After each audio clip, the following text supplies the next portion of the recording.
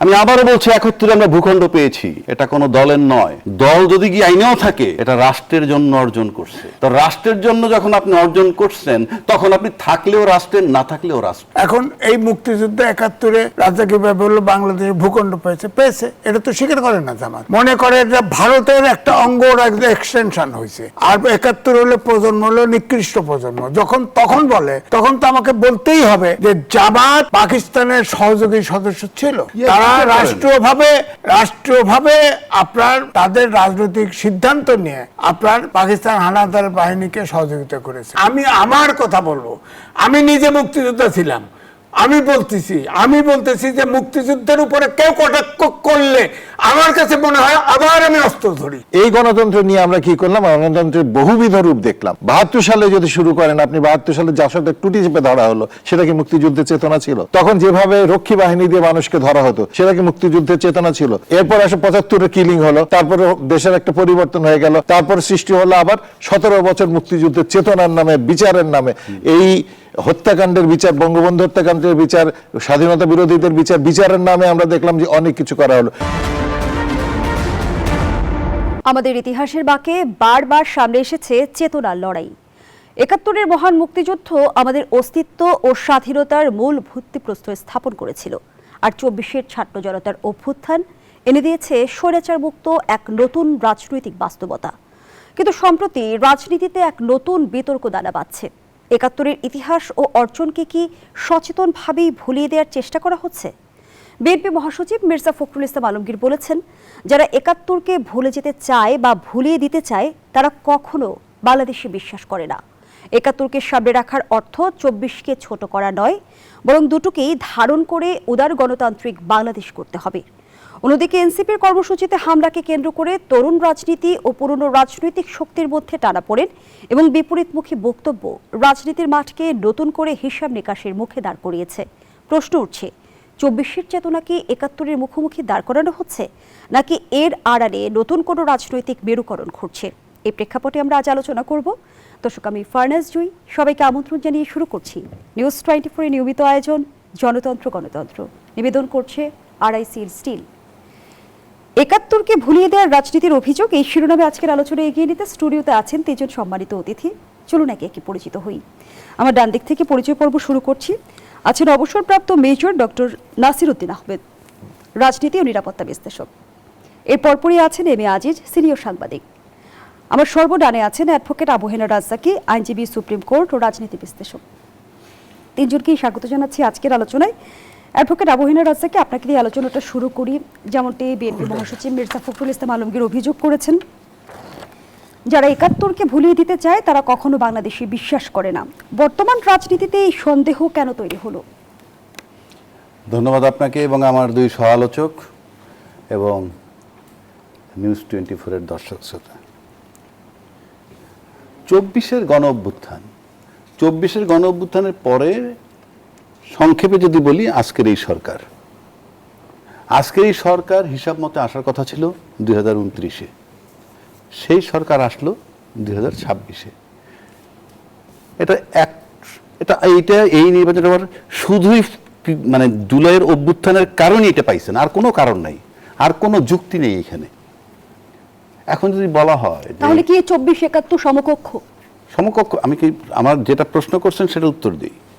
এখন যদি কেউ বলে যে ২৪-কে যদি আমরা হাইলাইট করি তাহলে ৭১ কবর হয়ে যায়, ৭১ ঢাকা পড়ে যায়, তাহলে জুলাইয়ের কৃতিত্ব তাদের নেওয়া উচিত না। তো বিএনপি তো বলছে যে জুলাই তারা করেছে, এবং এমনও বলছে যে আমরা যদি নির্বাচনে না যেতাম তাহলে হয়তো জুলাই হতো না। তাহলে জুলাই আপনারা করলেন কেন? আমি কৃতিত্বের প্রশ্নে বলছি। আমরা আনুষ্ঠানিকভাবে দেখেছি যে জুলাইয়ের দায়িত্ব বা জুলাইয়ের কৃতিত্ব তারা নিচ্ছেন। পাশাপাশি জুলাই যখন চলমান, তখন তাদের দায়িত্বশীল ব্যক্তিরা বলছেন আমরা এর ভিতরে নাই। দুটো কথাই কিন্তু আছে। তাহলে আপনারা জুলাই করলেন কেন? ২৯ পর্যন্ত অপেক্ষা করতেন। 5 মাস পরে শাহাবুদ্দিন কি বা বিদায় দেওয়া লাগলো কেন? আপনি কবর দেন কিভাবে একটা ইতিহাস? আজকে নাসির ভাই একটা বয়স পার হয়ে আসছে, আজিজ ভাই একটা বয়স পার হয়ে আসছে, আমি একটা বয়স পার হয়ে আসছি, আপনি বলেন তো কে কার ইতিহাস ভুলছেন? এগুলো কি আলাপ এগুলো?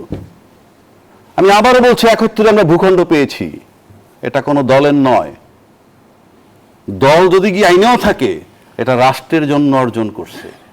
তো রাষ্ট্রের জন্য যখন আপনি অর্জন করছেন, তখন আপনি থাকলেও রাষ্ট্রের, না থাকলেও রাষ্ট্রের। কিন্তু স্বাধীনতার 53-54 বছর পর, এই ভূখণ্ড যখন স্বাধীন হওয়ার পর থেকে একটা পরিবার বা একটা দল দখল করে রাখছে একচ্ছত্রভাবে। বড় বড় আর্মি অফিসার আয়নাঘরে ছিল, নির্বিকার বাকি আর্মি অফিসাররা ক্যান্টনমেন্টে বসে তাকায় তাকায় দেখছিল, যেটা স্টাবলিশ করে দেশের সার্বভৌমত্ব ছিল না। কারণ যুদ্ধবিহীন অবস্থায় যদি 57 জন অফিসার মারা যায়, আমার চেয়ে নাসির ভাই ভালো বলবেন, আর অন্য অফিসাররা যখন তাকায় তাকায় দেখে, তখন বুঝতে হবে যে আপনার সার্বভৌমত্ব ছিল না। সেই সার্বভৌমত্ব ফেরত আনছে জুলাই 24-এ। কিন্তু জুলাইয়ের রাজনীতি কোনোভাবে 71-কে আড়াল করছে কিনা? যারা বলে তাদের ভিতরে এগুলো একটা কালার। কারণ কি জানেন, এই ভূখণ্ড আপনি যেভাবে দখল করে রেখেছিলেন স্বাধীনতার পর একটা পরিবার, সেই ভূখণ্ডকে আমরা সেই দখল থেকে মুক্ত করেছি। 71-এর যুদ্ধে যে ভূখণ্ডটা পেয়েছি, সেই মুক্তিযুদ্ধের চেতনার নামে ওই পরিবারটা কাল কাল করে দখল করে রাখছে, সেখান থেকে তাদেরকে সরায় দেওয়া হয়েছে। আপনার সম্পত্তি যদি আপনি উদ্ধার করেন, তাতে কি হবে? আপনার ইতিহাস নষ্ট হয়ে যাবে। এই বাংলাদেশের সম্পত্তি একটা দল মুক্তিযুদ্ধের চেতনার নামে দখল করে রাখছিল, সেটাকে উদ্ধার করছে। এখন কেউ যদি বলে আড়াল হয়, আমার কাছে মনে হয় না ইট মেক্স এনি সেন্স, কোনো সেন্স তৈরি করে না। তাহলে জুলাইয়ের কৃতিত্ব আপনাদের নেওয়াই দরকার না। জুলাইয়ের ফসল কারা নিলেন? আজকে তারা বলতেছেন যে ঢাকা পড়ে যাবে। এখন এই জন্য কি আপনি এনসিপির উপরে নির্যাতন?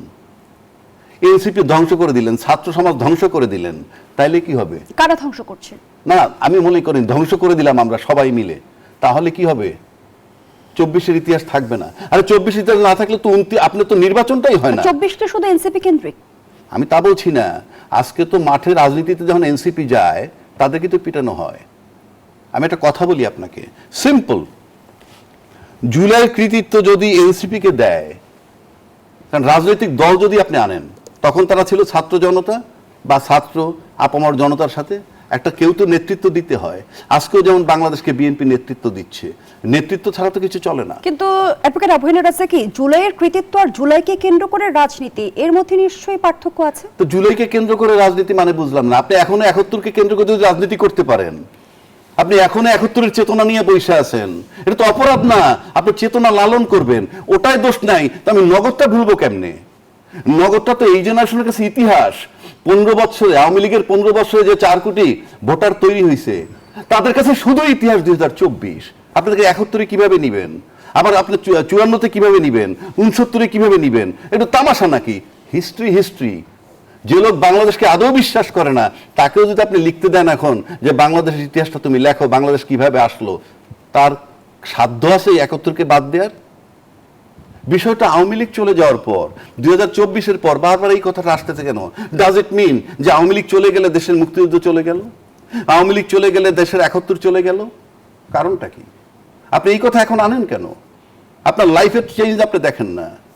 আপনার লাইফের চেঞ্জে দেখেন না। আপনার জীবনে কতবার জুতা মানে পরিবর্তন করছেন, কত কিছু পরিবর্তন করছেন।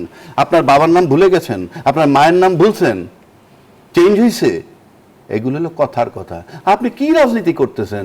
আপনি 3টা দল এখন পার্লামেন্টে আছে। 3টা দল প্রথম অধিবেশনে আলোপ করলো কি? গুপ্ত সুপ্ত, স্বাধীনতার পক্ষ শক্তি, বিপক্ষ শক্তি। পৃথিবীর কোন দেশে এই আলোচনাটা হয়? স্বাধীনতার বিপক্ষ শক্তি তো রয়েছে, এটা তো আমাদের বাস্তবতা। সেটা কি আমরা অস্বীকার করতে পারবো? স্বাধীনতার বিপক্ষ শক্তি এটা কে? মানে আপনার সাথে মত না মিললেই আপনি বিচার করছেন না স্বাধীনতার বিপক্ষের শক্তির? যদি বিচার ইনকমপ্লিট করে থাকে, বিচার কি ইনকমপ্লিট হয় নাকি? ক্রিমিনাল অফেন্সের বিচার 2বার 5বার হয়। আপনি যে সেই বিচার করলেন, তখন কি ইনকমপ্লিট ছিল? আপনি বলেন না ক্রিমিনাল অফেন্স এটা কি কয়বার করে? এখনো যদি আপনি মনে করেন যে মুক্তিযুদ্ধ বিরোধী লোক আছে, স্বাধীনতা বিরোধী লোক আছে, আপনি কেন অভিযোগ তৈরি করেন না? আপনার সমস্যাটা কোথায়? রাষ্ট্র বসে আছে কেন? আপনি যদি স্বাধীনতার বিপক্ষ শক্তি বলতেছেন, আপনি বিচার করতেছেন না কেন? বরং টক শোতে এসে বহু জাতদের লোক বলে কি স্বাধীনতার বিপক্ষ শক্তি এসে ক্ষমা চাক জাতির কাছে। সবার বিচার কি নিশ্চিত করা সম্ভব হয়েছে? আমার কথাটা আপনি শেষ করতে দেন। এখনো টক শোতে এসে কি বলে? আপনারা জাতির কাছে ক্ষমা চান। এটা কি তামাশা নাকি? আপনি এত লোক হত্যা করছেন, এত মা বোনের ইজ্জত নিছেন, আপনি কে যে অথরিটি দিয়ে দেন এসে যে আপনারা ক্ষমা চান, জাতির কাছে ক্ষমা করে? কেন? কারণটা কি? আপনি বিচার করবেন, বলে না টকশোতে এসে তাদেরকে মাপ চাইতে হবে, মাপ চাইলে মাপ। আপনি 2 লক্ষ মা বোনের ধর্ষণ হইছে, 30 লক্ষ শহীদ হইছে, কেন বাংলাদেশ বিচার করতে পারে না? 53 বছর যাবত, আজকে 55 বছর যাবত একদল 15 বছর স্বাধীনতার পক্ষের শক্তি হিসাবে এটাকে ক্যাশ করে বিদায় নিছে। আজকে যারা ক্ষমতা, তারাও স্বাধীনতার পক্ষের শক্তি। আপনার 2 দফায় রাফলি 15-5-20 আর 10-30 বছর ক্ষমতায় ছিলেন, আপনারা বিচার করতে পারেন নাই। গেট লস্ট, এই কমপ্লেনটা কি আপনাদের জেনুইন কমপ্লেন না political complaint? If it is a political complaint, get lost, and if it is a genuine complaint, কালকে থেকে ট্রায়াল শুরু করেন। নাইলে কথা বলেন কেন? এটা কি রাজনীতি? এটা কি তামাশা? এটা রাষ্ট্র। জনাব এম এ আজিজ, এই যে বলা হচ্ছে 71কে ভুলিয়ে দেওয়ার রাজনীতি, কাদের ইঙ্গিত করে এই বক্তব্য দিলেন মির্জা ফখরুল ইসলাম আলমগীর? ধন্যবাদ আপনাকে, সহ আলোচক, বিজ্ঞ সহ আলোচক এবং দর্শক শ্রোতা। দেখেন, এটা জামাতকে উল্লেখ করেছে। জামাত এখন সক্রিয়, রাজনীতিতে সক্রিয়, এবং তারা তো বলে 71-এর প্রজন্ম নিকৃষ্ট প্রজন্ম। তখন তো প্রশ্ন আসে, এবং তারা স্বাধীনতা যুদ্ধ মানে না। তারা বলে এটা পাকিস্তান ভাগ করে দিয়েছে, ভারত এটাকে স্বাধীন করে দিয়েছে।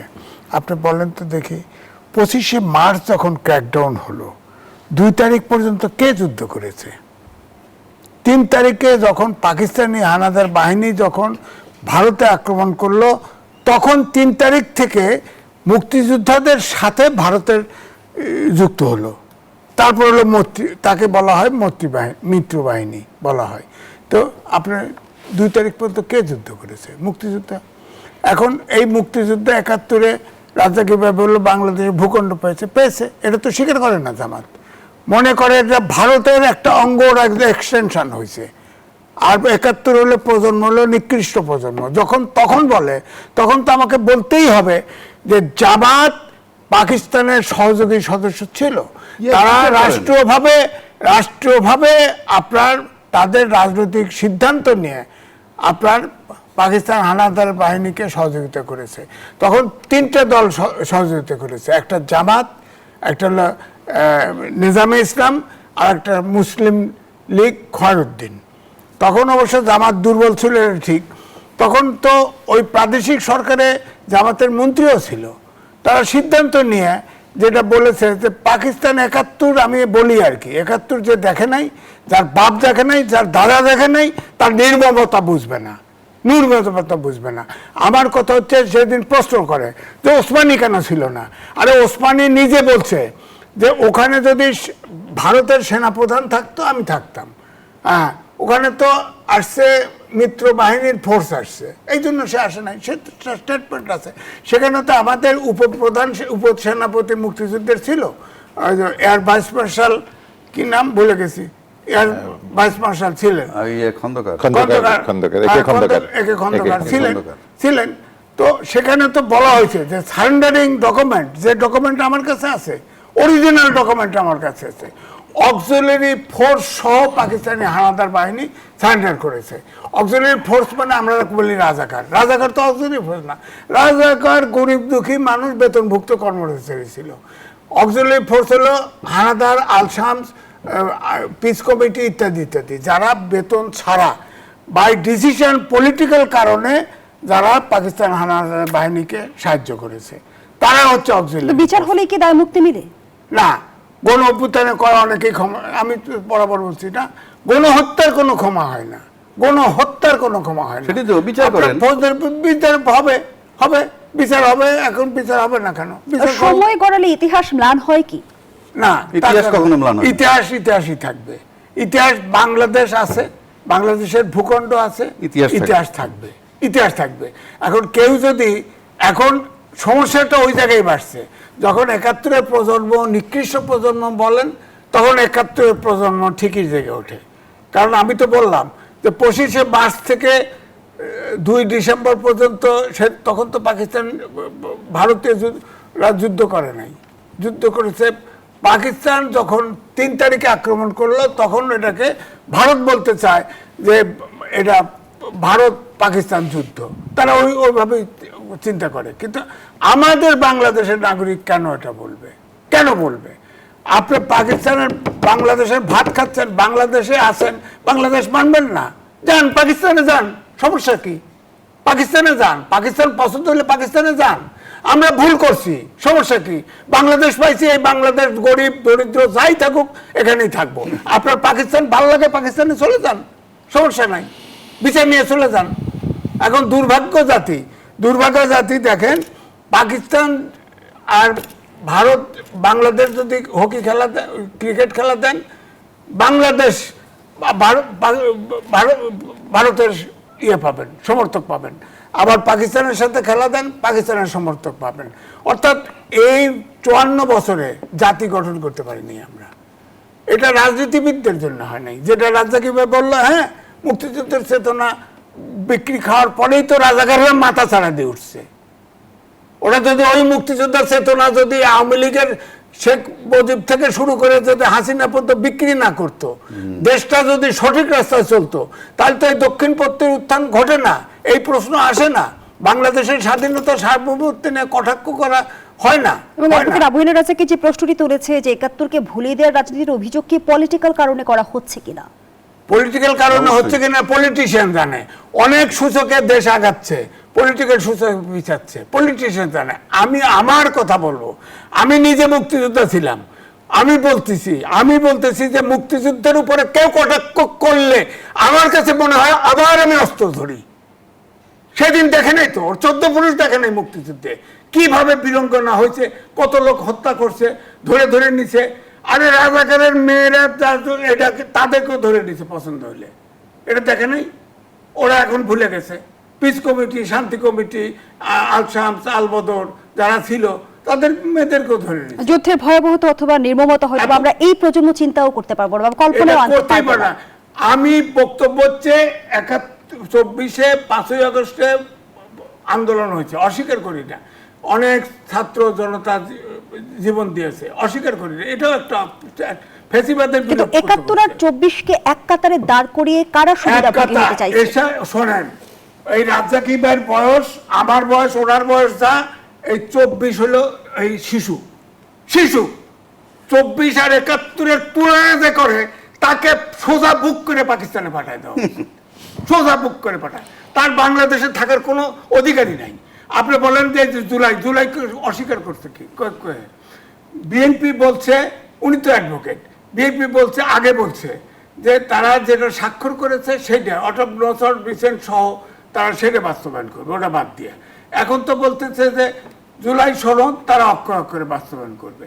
তার জন্যে হাইকোর্টে একটা রায় দিছিল, তখন রায়ের বিরুদ্ধে আপিল হয়েছে, তখন কাজে রায় বিরুদ্ধে আপিল করছে, এটা মানে জুলাই সনদের বিরুদ্ধে।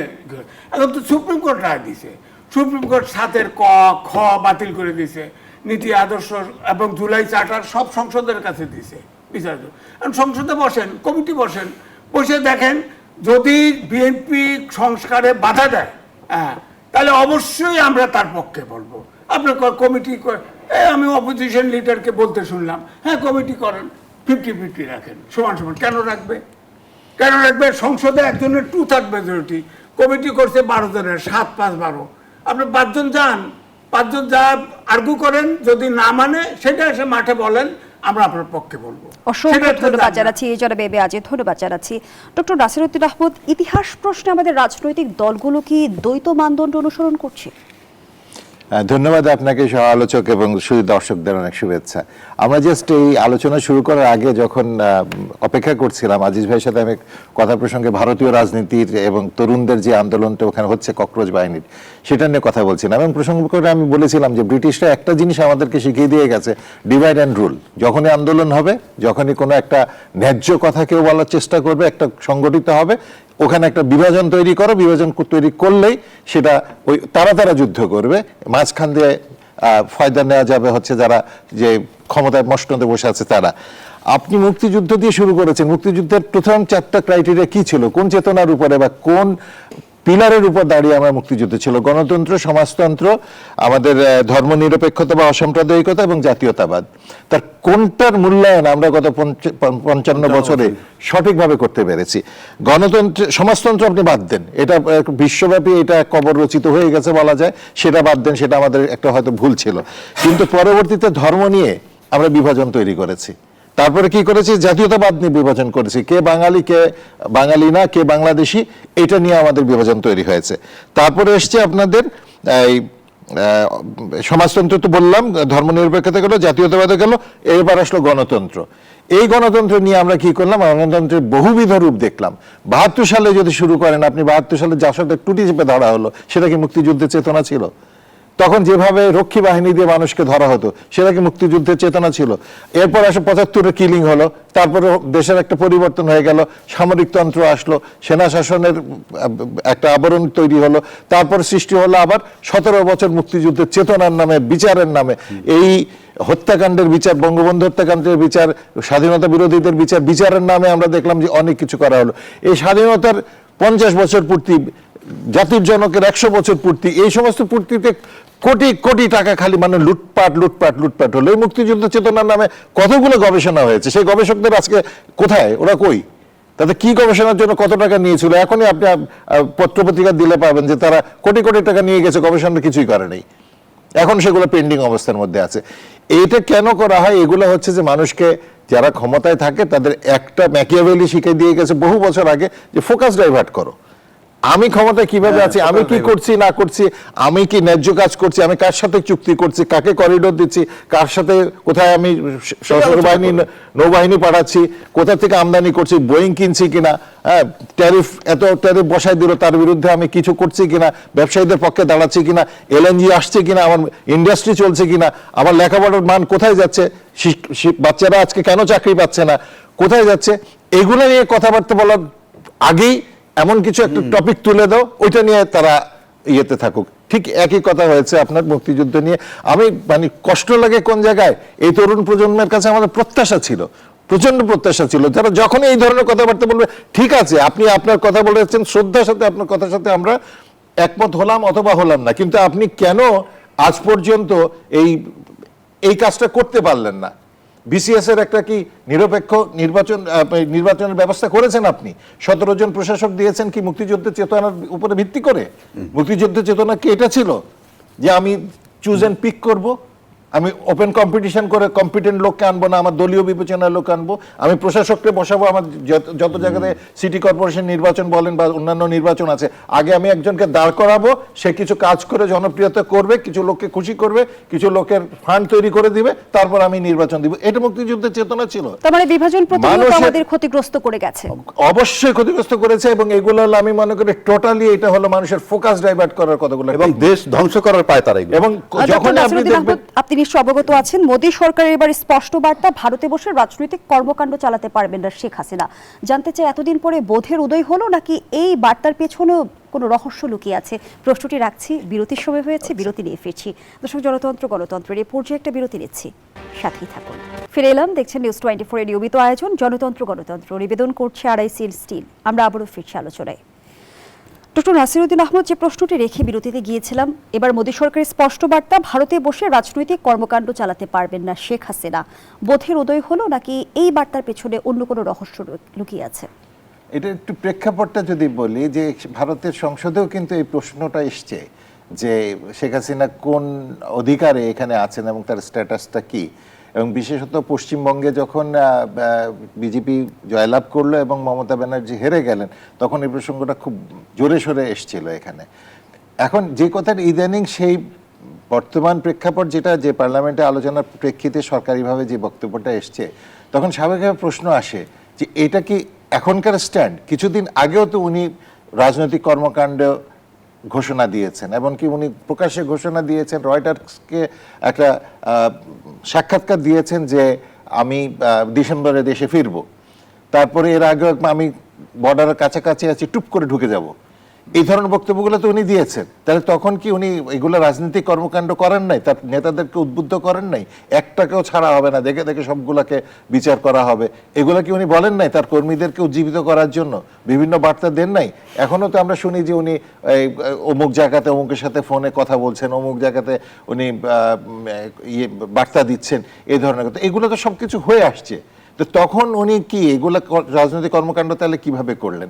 একটা সিম্পল প্রশ্নের উত্তর, রয়টার্সকে একজন মানুষ যিনি এখন ওখানে আশ্রয়ে আছেন, তিনি যে সাক্ষাৎকারটা দিলেন সেটা কি ভারত সরকারের অনুমতি নিয়ে দিয়েছিলেন?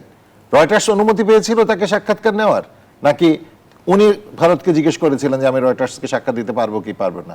সুতরাং এগুলো হচ্ছে সব তাদের ভিতরে ভিতরে অ্যারেঞ্জমেন্ট, ফ্রেন্ডলি ম্যাচ হচ্ছে, যখন যেটা বলে যাকে থামানো যায়। এই সমস্ত রাজনৈতিক প্রেক্ষাপটগুলো আমাদেরকে বহুত মানে বিরক্ত করে, এগুলো আমাদের জন্য আসলে এখন ফোকাস হওয়া উচিত না। একজন শেখ হাসিনা এখানে ছিলেন, তার বিচার হয়েছে, দরকার হলে আরো বিচার হবে, উনি আইনগতভাবে যত সুযোগ সুবিধা দাবিদার সেটা করতে মানে উপভোগ করতে পারবেন, এটাই আমাদের কাছে প্রত্যাশিত। কিন্তু যেটা আমাদের খারাপ উদাহরণ আছে সেটা হচ্ছে যে দেখেন বাংলাদেশে, আমি অনেকগুলো টকশোতে বলেছি, আবারও বলছি, কোনো রাজনৈতিক নেতার শেষ পরিণতি ভালো হয়নি।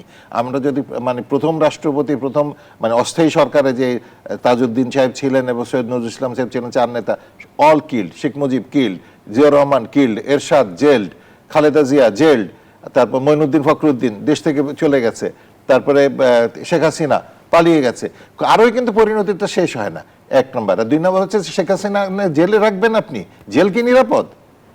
এই আজকে তরুণ সমাজের ভিতর থেকে আন্দোলন যে আমি চুপ্পু এখানে কেন, ক্যান্টনমেন্টের ইট খুলে ফেলা হবে, পশুর নাম উচ্চারণ করে গালিগালাজ করা হয়েছে।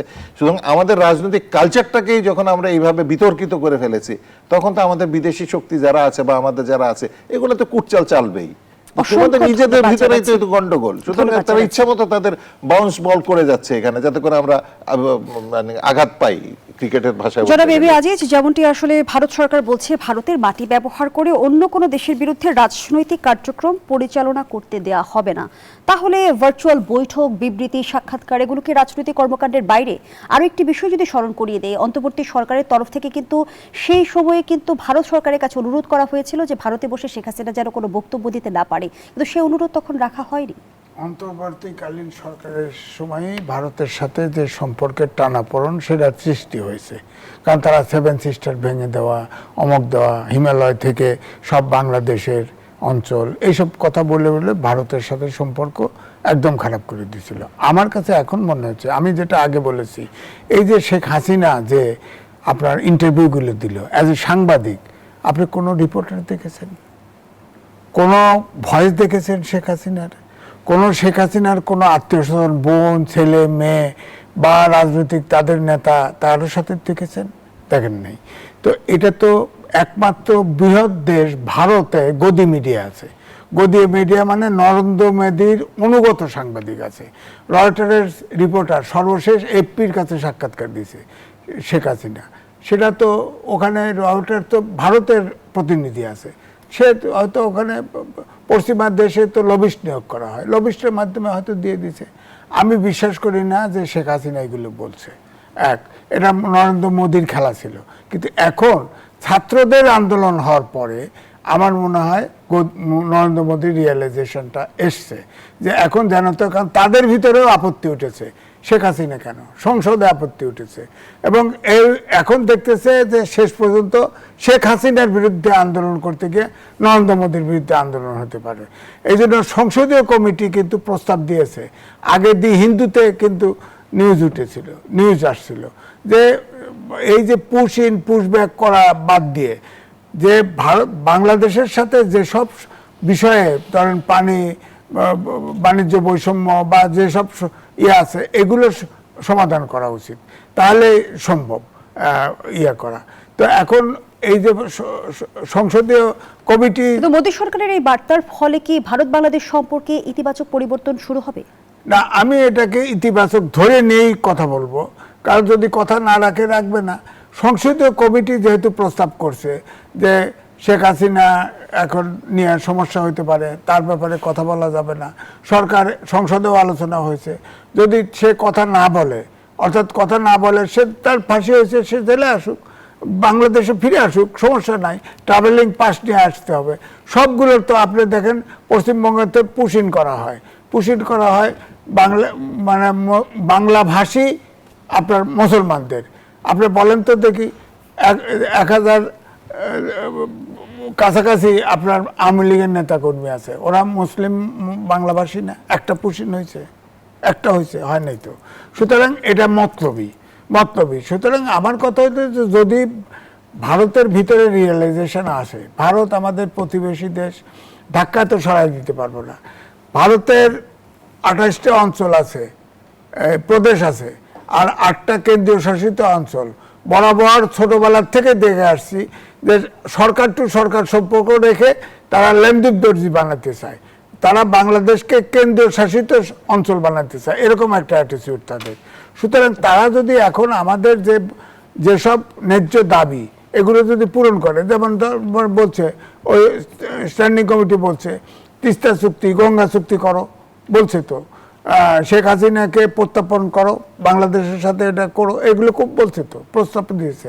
তো এগুলো যদি শেখ হাসিনাকে তো প্রত্যাপন চুক্তি ইয়েতে আমরা জেলখানার থেকে অনুপ চেটিয়াকে দিছি, জেএমবির লোকজন নিয়ে আসছি, হয়েছে তো এই প্রত্যাপন চুক্তি অনুযায়ী, ভারত বাংলাদেশ চুক্তি অনুযায়ী। এখন হবে না কেন? অসংখ্য ধন্যবাদ জানাচ্ছি জনাব আজিজ। অ্যাডভোকেট আবু হেনা রাজাকি, শেখ হাসিনা প্রশ্নে ভারতের অবস্থান কি দ্বৈত অবস্থান, কিভাবে মূল্যায়ন করবেন? আসলে দ্বৈত অবস্থান বলবে, শোনেন, political development time to time হইতে থাকে। আপনি পলিটিক্সে তো স্থির কোনো জায়গা নাই যেটা ফিক্সড, রিজিড। আমরা রিজিড ছিলাম, আমরা মুক্তিযুদ্ধের চেতনার নামে রিজিড ছিলাম। ওই যে বৈষম্য টৈষম্য যা কিছু করা সবই চলমান ছিল, লোকজন হত্যা করা ছিল, আয়নাগর ছিল, সবই এগুলো হলো রিজিড থাকা।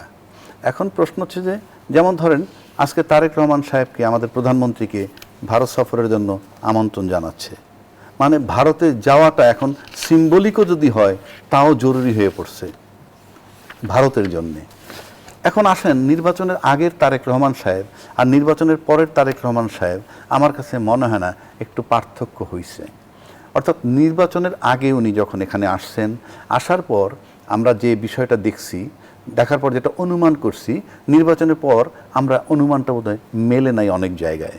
যেমন ধরেন 16 বছরের যে স্তূপ, 16 বছরের প্রশাসন, 16 বছরের মিডিয়া, 16 বছরের বিজনেস অলিগার্ক, যারা এমনও বলছে দরকার হলে 3 মাস ব্যবসা করব না, জাদ্রেল গ্রুপের এমডিরা বলেছে, সেই এমডি ইউনুসের কাছ থেকে ধর্ণা দিছে, সেই এমডিরা জামাতারামের কাছে ধর্ণা দেয়, সেই কর্পোরেটের লোকেরা আজকে তারেক রহমান সাহেবের কাছে দেয়। কোনো ক্যারেক্টার নাই। ক্যারেক্টারটা হইল যে আমি কিভাবে সার্ভাইভ করব, আমি কত আর্ন করব। এটা কেন বললাম যে যেহেতু রাজনীতিতে শেষ কথা বলতে কিছু নাই, এই 16 বছরের স্তূপের ভিতরে আসার পর তারেক সাহেব আমার কাছে মনে হয়, আমি তার বুদ্ধিমত্তার পরিচয় দিই এখানে, সে হয়তো ভাবছে যে আমি চট করে কিছু করতে পারবো না, কারণ সব কিছু আমি তো আওয়ামী লীগের দুর্গর মধ্যে এসে ঢুকছি। তা আওয়ামী লীগের দুর্গের মধ্যে এসে ঢুকছে বইলে আপনি মনে করেন নির্বাচনের পরেও শাহাবুদ্দিন সাহেবকে সরায় নাই। কিন্তু যখন উনি স্থির সিদ্ধান্ত নিছেন যে না, আমি এই বলয়ের মধ্যে থাকবো না, তো এই চিন্তা তার মাথায় রেখে তার পায়ের তলার মাটি একটু শক্ত কইরে তারপরে সে একটা পর্যায়ে বসলো যে শাহাবুদ্দিন সাহেবকে পদত্যাগ করতে হবে। যদি উনি ওই বলয়ের মধ্যে থাকতো তাহলে তো শাহাবুদ্দিন সাহেব পদত্যাগ না করলেও চলতো।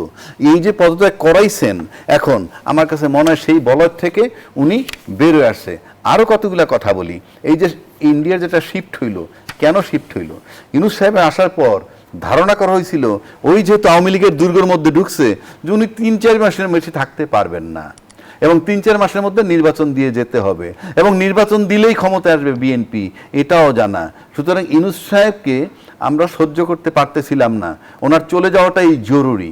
উনি চলে যাওয়ার পর যে নির্বাচনী ফলাফলে যারা ক্ষমতা আসছে ধৈর্য নিছিল আওয়ামী বলাইতে ঢুকবে, কিন্তু সময়ের ব্যবধানে দেখা গেল যে এরাও এখন স্লিপ করতেছে। এই ইউনূস সাহেব কাটাইলো 18 মাস, তারেক সাহেব কাটাইতেছে অলরেডি 5 মাস, সামনে আরো 4.5 বছর থাকবেন। সুতরাং হিসাব করছে যে যদি এই বলয় থেকে তিনি সরে যেতে চান, তাহলে আমার কাছে মনে হয় আমাদের একটু কিছু করা দরকার, যেখান থেকে আমরা ক্লোজ ইন টাচ হতে পারি। তার একটা মাধ্যম হিসাবে এই মুহূর্তে হয়তো এই সিদ্ধান্তটা আসছে যে শেখ হাসিনা ওখানে বসে রাজনীতি করতে পারবে না, কোনো বক্তব্য দিতে পারবে না। From Indian side this is the development of Indian politics, আমি মনে করি। এক বর্তমান নম্বর। বাস্তবতায় আমরা দেখছি যে মাঠের রাজনীতি আবার উত্তপ্ত হয়ে উঠেছে এবং এনসিপির কর্মসূচিতে হামলাকে কেন্দ্র করে কিন্তু আমরা দেখছি যে অভিযোগ পাল্টা অভিযোগের এক ধরনের রাজনীতি চলছে। এর পেছনে কোনো রাজনৈতিক বার্তা দেখেন কিনা আমি প্রশ্নটি রাখছি। রেখে গেলাম। আবারও বিরতির সময় হয়েছে। দর্শক, জনতন্ত্র গণতন্ত্রের এই পর্যায়ে আবারও বিরতি নিচ্ছি, সাথেই থাকুন। ফিরে এলাম, দেখছেন জনতন্ত্র গণতন্ত্র, নিবেদন করছে RICL স্টিল। আমরা আবারও ফিরছি আলোচনায়। অ্যাডভোকেট আবু হেলাল রাজাকে যে প্রশ্নটি রেখে বিরতিতে গিয়েছিলাম, আমরা দেখলাম এনসিপি কর্মসূচিতে হামলা এবং বাধার অভিযোগ উঠেছে। একটু জানতে চাই যে এর মধ্য দিয়ে আসলে কোনো রাজনৈতিক বার্তা দেখেন কিনা? আমি এর ভিতরে রাজনৈতিক বার্তা দেখি। সিম্পল আমি বলি আপনাকে, জুলাইয়ের কৃতিত্ব আজকে অনেকেই নিতে চাচ্ছেন, গল্প করে লাভ নেই, আমরা দেখতেছি। এবার আসেন, জুলাইয়ের কৃতিত্ব যদি আমরা সবাই মিলে এনসিপিকে দেই, এনসিপি মানে আমি তখন তারা ছাত্র ছিল, আজকে তাদের দল আছে বলে বললাম। ধরেন ক্ষমতাসীন দল যে বিএনপি, সে যদি এখন জুলাইয়ের কৃতিত্ব এনসিপিকে দেয়, তাহলে কিন্তু বিএনপির লোকসান হয়। কি লোকসান হয়? আমি কৃতিত্ব দিলে। কিন্তু আপনি যদি জুলাইয়ের কৃতিত্ব তাদেরকে না দেন, তাহলে আপনার লোকসান কিন্তু ডাবল। বিকজ আমরা তো টোটাল অ্যাক্টিভিটিসটা জানি, আপনাদের বার্তাগুলো জানি, নিউজগুলো জানি, আপনার দায়িত্বশীল নেতারা কি বলছিলেন তখন আমরা জানি, পত্রিকায় আসবে। সুতরাং কৃতিত্ব যদি এনসিপিরে দেয় তাহলে তাদের লোকসান হয়, আর যদি না দিয়ে নিজেরা নিতে চায় তাহলে তাদের ডাবল লোকসান হয়। Because the whole world is open, আজকে সবকিছু ওপেন। আপনি পত্রিকায় কি লিখবেন না লিখবেন ইমম্যাটেরিয়াল, চারিদিকে সোশ্যাল মিডিয়া, ডিজিটাল যুগ। এইবার আসেন, পিটাইলে কি হয়? পিটাইলে কি হয় সেটাই আসেন। পিটাইলেও কিন্তু এনসিপির লাভ হয়। কেন জানেন? এনসিপি আলোচনায় থাকে, এনসিপি পিটাচ্ছে, কেউ বলতেছে বেয়াদব, কেউ বলতেছে ভাষা ঠিক নাই, ইত্যাদি ইত্যাদি। বিগত 16 বছর আওয়ামী লীগ কিন্তু বিএনপিকে টর্চার করেই মাঠে জিয়াইয়া রাখছে। যদি কোনো শব্দ ব্যয় না করতো, বিএনপিকে জিয়াইয়া রাখতে পারতো না। তাহলে এনসিপি নেতাকর্মীরা কেউ কেউ কি আসলে আলোচনায় থাকতেই উস্কানিমূলক বক্তব্য দিচ্ছে? উস্কানিমূলক বক্তব্যের বিষয়, সে তো রাজনৈতিক বক্তব্য দিচ্ছে। যদি এটা আপনার কাছে উস্কানিমূলক হয়, এটা যদি কোনো আইনের ব্যত্যয় ঘটায়, কোনো আইন বিরোধী বইলে থাকে, go for action in accordance with law, there is law. আপনার আমি গালি দিব, এতে যদি আপনার মানানি হয়, কিংবা আপনার সাথে সম্পর্কে বাজে কথা বলবো, এটা যে আইনের ব্যত্যয় ঘটে, আইন আছে না? অফকোর্স আইন আছে। আপনি আইনে আনতে পারেন কিনা সেটা দেখেন। এখন আসেন, যদি তাদের বক্তব্য, নাসিরুদ্দিনের বক্তব্য, নাসিরুদ্দিন বেয়াদব, বাজে কথা বলে, এটাকে যদি আপনি আইনের আওতায় আনতে পারেন, বাধাটা কোথায় আপনার? যদি আপনি তা না আনতে পারেন, তাহলে তৃতীয় ব্যক্তি। ব্যক্তিগত আক্রমণ কিংবা চরিত্র হরণ কি রাজনৈতিক বক্তব্যের অংশ হতে পারে? আমি তো সেটাই বলুন, যদি না হয় আপনি অ্যাকশনে যান না কেন? আপনি তো আইন দিয়ে যাবেন। Try to understand my point. আমি তার সাফাই গাচ্ছি না। এটা যদি সে না দিতে পারে, আইনে যদি বার থাকে, তাহলে আপনি তাহলে আইনে অ্যাকশন নেন। 1, 2, তারপরে যখন তার উপরে হামলা হয়, তখন আপনি দায়িত্বশীল দলের লোকেরা যদি বলে এই হামলা আমরা করি নাই, সাধারণ লোকে করছে, তো সাধারণ লোকে যদি করে, এটা বেআইনি কিনা? আর সাধারণ লোকে যদি করে, আপনারা বক্তব্য দেন না কেন, এটা নিন্দা করেন না কেন? সে কারণে বললাম, আপনি যদি তাদেরকে পিটান মাঠে, তাতেও কিন্তু দেশ জাতির কাছে তারা পরিচিত হচ্ছে, আছে মাঠে। 1, 2, যদি না পিটান, কাজে ওই যে পিটান যে, তাতেও তাদের লাভ হচ্ছে। আর যদি না পিটান, তাহলে কমফোর্টেবলি তারা সারা দেশে ঘুরবে আর জনমত তৈরি করবে। কেন জনমত তাদের পক্ষে কেন থাকবে সেটাও বলি। আপনারা প্রতিশ্রুতি দিছিলেন গণভোটের আলোকে জুলাই সনদ বাস্তবায়ন করবেন, কিন্তু আপনারা করছেন না। এই যে 15 বছরের যে প্রজন্মের যে 4 কোটি ভোটার, তাদের কিন্তু মাথায় আছে, তাদের মনে আছে। সুতরাং আপনাদের মাঠে তারা যায়, সমাবেশ করে, রাজনৈতিক স্রোত তাদের পক্ষে আসবে। আর যদি টর্চার করেন, সেটা দিয়েও টিকিয়ে রাখবেন বোতই। অর্থাৎ আমি সিম্পল শেষ করে দিচ্ছি, আপনি যদি দেখেন একটা হাড়ির থেকে ফোঁটা ফোঁটা পানি ঝরে, রাত শেষে কিন্তু হাড়িটা খালি হয়ে যায়। আপনি এই এনসিপির জন্য মাঠে যেটা করা হচ্ছে, তাতে যদি ক্ষমতাসীন দল বা XYZ তাদের ফোঁটা ফোঁটা পানি ঝরে যায়, হাড়ি খালি হয়ে যেতে পারে। আবার এতে যদি ফোঁটা ফোঁটা করে এনসিপি গেইন করে, হাড়ি ভরে যেতে পারে। সুতরাং আপনাকে চিন্তা করতে হবে আপনি কি করবেন। গণতন্ত্রকে গণতন্ত্র দিয়ে মোকাবেলা করতে হয়, গণতন্ত্রকে মারামারি করে মোকাবেলা করতে হয়। জনাব আজিজ, হামলার শিকার হওয়ার পর নাসিরুদ্দিন পাটোয়ারি বলেছেন, শেখ হাসিনা আমাকে রিমান্ডে নিয়েছিল, তাকে দেশ থেকে তাড়িয়েছি। তারেক রহমান, আপনিও বড় ভুল করেছেন, এজন্য আপনাকে কাফফারা দিতে হবে, এমন কাফফারা যা আপনি কল্পনাও করতে পারবেন না। আপনি আমার ব্যক্তিগত রক্ত ছড়িয়েছেন, আমি এটাকে ব্যক্তিগতভাবে নিয়েছি। এই যে এনসিপি নেতাকর্মীদের বক্তব্য কিংবা বিবৃতি, সেটা কি আসলে কতটুকু রাজনৈতিক, কতটুকু উস্কানি বলে? না, প্রথমে এই প্রশ্নেরই বলি। ধরেন এখন তাকে গ্রেপ্তার করা হলো, তারপরে তখন রাজ্জাকের ভাইয়ের মতো মানুষ করে বিচার করলো না কেন? বিচার তো নাই। এখন তো আইনের শাসন সুশাসন তো তৈরি হয় নাই। যদি আইনের শাসন তৈরি হয়ে থাকে তাহলে জুলাই সনদের উপরে তো রায় দিচ্ছে সুপ্রিম কোর্ট, সেটা কেন মানেন না? সেটা মানেন না কেন? আমার কথা হলে একটা মানবেন আর একটা মানবেন না, তা তো হবে না। এই নাসিরউদ্দিন পাটোয়ারি, হাসনাত, সাজিদ, এদেরকে রাজনীতির থেকে এলিমিনেট করা উচিত। এলিমিনেট করা, কারণ এরা দুর্বৃত্ত, এরা কোনো রাজনৈতিক ভাষা জানে না, এরা কোনোভাবেই, আপনি বলেন তো দেখি, তারেক রহমানের ব্যক্তিগত, তার মেয়ে নিয়ে, তার ওয়াইফ নিয়ে ব্যক্তিগত কথা বলে, তাদের জন্ম নিয়ে কথা বলে। আপনি বলেন আর্মির সেনাপ্রধান তার দাড়ি রাখছে, বুড়া বয়সে দাড়ি ধরে ভীমমূর্তি ধরছে, এটা কি? সেনানিবাস উড়াই দিতে চায়, এগুলো কি? এখন তো রাজ্জাক ভাই ঠিকই কইছে, এখন সেনাবাহিনীর তো উচিত একে ধরে নিয়ে পাঙ্গা মারা। সেনাবাহিনী তো এই জায়গায় নাই। কিন্তু বাক স্বাধীনতা মানে কি আমি যা খুশি তা বলতে না, পারি? এইটাই তো আমার কথা হলো, যদি এরা বৈষম্য বিরোধী, এনসিপি বৈষম্য বিরোধী ছাত্র আন্দোলন একটা, এনসিপি আর একটা, মনে রাখেন, এনসিপি বৈষম্য বিরোধী ছাত্র আন্দোলনের ব্যানারে আন্দোলন হয়েছে, সেখানে আমরা ছিলাম। ধরেন শেষ দিন পর্যন্ত আমিও টকশোতে, আওয়ামী লীগের 5 বছরে আপনার শেষের দিকে 2-1 কথা বলছে, আমি তার ভিতরে একজন। আমি তো এই আন্দোলনকে সমর্থন করছি। আমি হয়তো আর একজন ফিল্ডে যা যুদ্ধ করছে, আমি টকশো করে ওপিনিয়ন তৈরি করছি। তো আমার কথা হচ্ছে, সেটা তো একটা জনযুদ্ধের মতোই ছিল। সেখানে নারী, পুরুষ, শিশু সব মারা গেছে, সব মারা গেছে। বৈষম্য বিরোধী ছাত্র আন্দোলন, তারা যদি ধরেন নেপালের মতো আন্দোলন করে তারা যদি অরাজনৈতিক থাকতো, প্রেশার গ্রুপ হিসেবে থাকতো, তাহলে কিন্তু অবশ্যই দেশে কাজে আসতো। এখন ধরেন তারা রাজনীতি করছে, বয়স হয়েছে 18 বছরের উপর, রাজনীতি করতে পারে। কিন্তু আপনার কথা বলতে, আমার কাছে ভিডিও ধরা আছে কতজনের টাকা হয়েছে, টাকা পয়সা, যারা প্রত্যেকটা ইউনিট এই জাতিকে, তরুণদেরকে ধ্বংস করে দিয়েছে, ধ্বংস করে দিয়েছে। প্রত্যেকটা মিনিস্ট্রিতে বসায় দিয়েছে, প্রত্যেকটা সংস্কার কমিশনে বসায় দিয়েছে, এখান থেকে টাকা পয়সা কামাইছে। এরে ধরো, এরে মারো, এরে মারো। এখন শুরু হয়েছে রাজনৈতিক দলের নেতাগুলোকে হ্যারাস করা, নানাভাবে থ্রেট করা, এবং সেনাবাহিনীর প্রধান পর্যন্ত থ্রেট করা। এগুলো কি? অস্ত্র আছে, অস্ত্র চলে না কেন? 24-এর নাকি অস্ত্র লুট করা, তাকে ধরে না কেন? পাটোয়ারিকে ধরা উচিত। এই অস্ত্র 24-এর অস্ত্র গেছে কোথায় সে যে বলছে, তাকে ধরে গ্রেপ্তার করে না কেন? এটা তো ফৌজদারি অপরাধ, সে বলছে।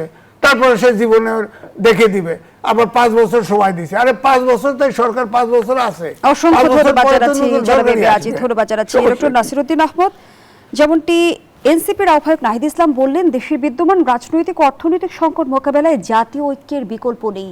এই মুহূর্তের রাজনৈতিক বাস্তবতায় জাতীয় ঐক্যে মূল বাধা আসলে কি? মূল বাধা আমি যেটা মনে করি সেটা হচ্ছে যে আমার স্বার্থ আমি কতটুকু বিসর্জন দিব জাতির স্বার্থে, এইখানে হলো কথা। যে আমি সবার আগে কি আমার দেশকে আর সত্যি আমি চাই, সবার আগে কি আসলে সত্যি একটা সুন্দর বিচার ব্যবস্থা চাই, একটা সুন্দর দুর্নীতি দমন কমিশন চাই, সুন্দর একটা যেটা বাংলাদেশ কর্ম কমিশন যেটা আছে সেটা চাই। এই ভাবনাগুলোকেই আমি যদি এই প্রশ্নগুলো সামনে নিয়ে আসি, তাহলে দেখা যাবে যেটা সবচেয়ে বড় বাধা হলো এইটাই, স্বার্থের দ্বন্দ্ব। আমি সবার আগে আমার নিজের স্বার্থ যদি দেখি, আমি যদি তারপরে আমার দলের স্বার্থ দেখি, তারপর ওই দুইটা স্বার্থ উদ্ধার হওয়ার পরে যদি কিছু বাকি থাকে তাহলে আমি দেশের কথা বলবো, দেশের মানুষের কথা বলবো। এটা যদি মনোবৃত্তি হয় তাহলে কখনোই জাতীয় ঐক্য হবে না। জাতীয় ঐক্য হবে না। জাতীয় ঐক্য একটা আঙ্গুলের হিলানিতে হয়ে যায়, একটা শব্দের উপর একটা জাতীয় ঐক্য হয়ে যায়। ককরোচ একটা শব্দ দিয়ে একটা জাতীয় ঐক্য হয়ে গিয়েছিল, রাজাকার বাচ্চা শব্দের উপর হয়ে গেছে। এগুলো জাতীয় ঐক্য করার জন্য একটা গ্রাউন্ড লাগে। আমরা তো সেই গ্রাউন্ডটাই তৈরি করতে পারছি না। আমরা সেই গ্রাউন্ডটা তৈরি তো করতে পারছি না। এবং শুরুতেই যে বক্তব্য দিয়ে শুরু করেছিলাম, ডিভাইড এন্ড রুল, খালি এদের মধ্যে লাগাই দাও, ঝগড়া লাগাও, বিভাজনের খেসারত দেখেছি, তারপর আমরা কেন শিক্ষা নেই না? শিক্ষা নেই না, এটাই তো আমাদের কথাটা সবচেয়ে বড় সমস্যা হলো, যেটা যে আমাদের এখন খুব অল্পে আমাদের কেনা যায়, আমাদের জাতীয় চরিত্রের এটা একটা সমস্যা আছে একদম পূর্বপুরুষের পক্ষ থেকে। এখানে আছে অতি অল্পে আমরা বিক্রি হয়ে যাই, 1। 2 নম্বর হচ্ছে যে আমাদের ইতিহাসগুলা যেটা পড়ে আমাদের তরুণ প্রজন্ম শিখার কথা, আমাদের শিক্ষা নেওয়ার কথা, সেই ইতিহাসগুলাই বিকৃত হয়ে যায়। ইতিহাস আন্তর্জাতিকভাবে এটা স্বীকৃত যে ইতিহাস লেখা হয় বিজয়ীদের হাত ধরে, বিজয়ীদের বয়ানে ইতিহাস লেখা হয়। আর আমাদের দেশে ইতিহাস লেখা হয় হলো তোষামোদের বয়ানে। কে কতটুকু লেখে আমি নিজের গেইন করতে পারবো, সেই তোষামোদের কারণে যখন ইতিহাস লেখা হয় সেই ইতিহাস থেকে আমরা আসলে শিক্ষা আবারও নিতে পারি ধন্যবাদ না। দর্শক, এখানেই শেষ করছি জনতন্ত্র গণতন্ত্রের আজকের আয়োজন। ধন্যবাদ এতক্ষণ আমাদের সাথে থাকার জন্য।